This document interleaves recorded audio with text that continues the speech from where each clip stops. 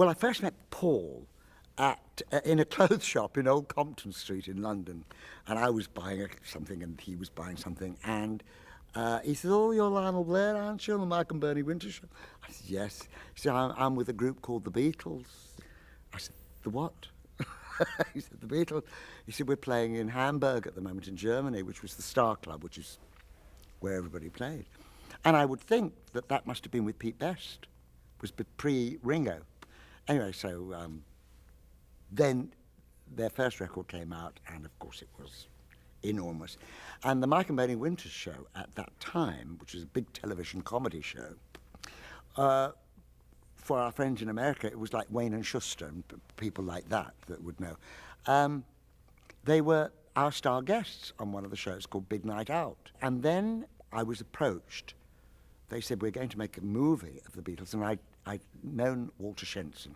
He said, "I've seen you on all your shows. Now, will you do a thing? We're doing a theatre scene in the movie, and we'd like you and your girls." And I said, "Wonderful." Well, the funny thing was, he said, "I don't want any rehearsal, just a bit of dancing."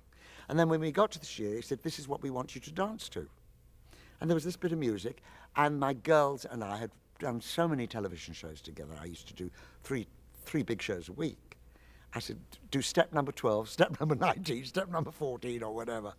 And we made up the routine there and then on the set. And then Dick would say, "Well, can you do that step, this shot, this angle, that angle?" During our routine, I remember Dick said, "I want something funny going across while you're doing all your dancing and everything." And I said, "Well, why don't I pull?"